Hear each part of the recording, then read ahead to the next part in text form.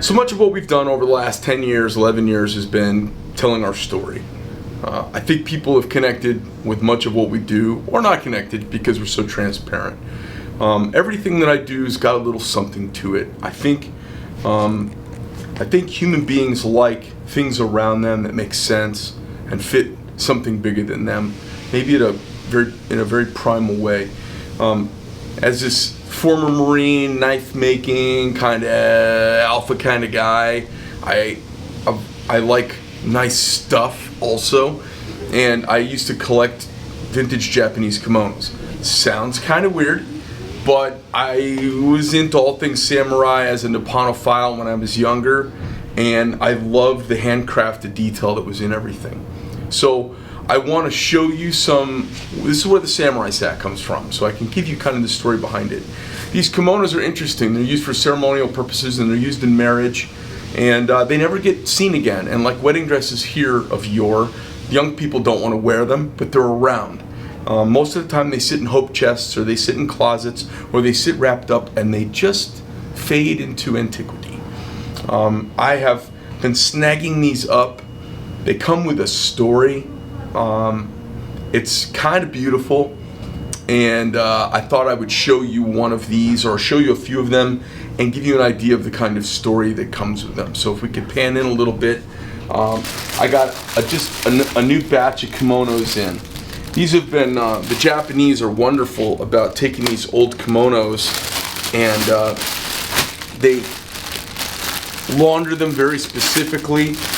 These are hand painted and hand embroidered, hand sewn. A lot of them are from the 1920s, 1930s, and they're just they're pretty amazing. They were used in weddings, or they were bridal gowns at weddings,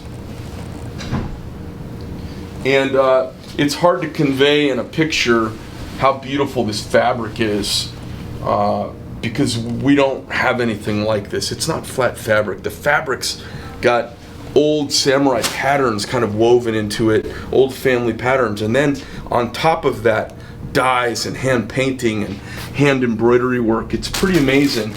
I get them, sometimes they'll have the family name and a story. This is a really unique piece that we got in. This one says, and these folks would probably have a heart attack if they saw that either. But these, if they don't hang on a wall somewhere, they die. You know, they just fade away. And I think there's something kind of beautiful about somebody's wedding gown from the 1920s, or these are folks that lived through World War II. They witnessed the bombing of Hiroshima and Nagasaki, the Reconstruction period, and into modern day Japan. And to see these kimonos come to life and move around the world is kind of a little fun thing internally for me. So this comes with this little good luck gal to hang off my rearview mirror. It says, "Thanks for choosing. My name is Shizuku.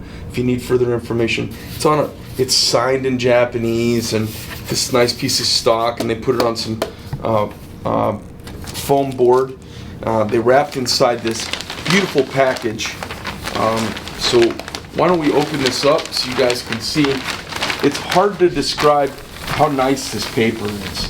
It's got silver threading in the paper, and it's got this kind of gauze tie, and it's written here, and I don't know what this says, hiragana or katakana, I don't know. And then you open this up, and there's another layer. Now this is, I believe, the way you would get your wedding gown when it showed up. So you can look in without having to open it.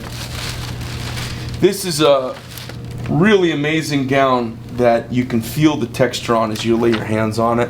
And it's got this beautiful seafoam green over to this kind of, I don't know, almost magma colored orange, black, green, silver, and gold. These are amazing kimonos. And we're going to take this kimono and we're going to cut it up. And I know somebody at some level might be kind of having a little bit of a heart attack about it, but this is an antique kimono that has been sitting for decades and decades and decades, and it wasn't going to get used. They're too small. You see how small these are. They're almost too small for us modern human beings. Oops, I better retie this one right. But Every one of these kimonos has got a cool story to tell. There's something about them, and then I cut them up, and we use the liner from the kimono for the liner inside, and we make our samurai sacks. And I don't know, there's something about recycling, there's something about the fact that that was worn at somebody's maybe the happiest day of their life or one of the top days of their whole life, and then it just disappears.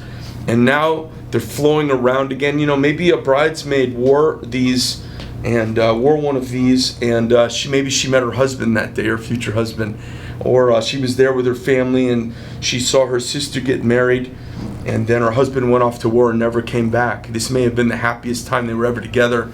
So to see these and to see them go out in these little miniature, you know, because how many people hang up vintage Japanese kimonos in their house for decorating?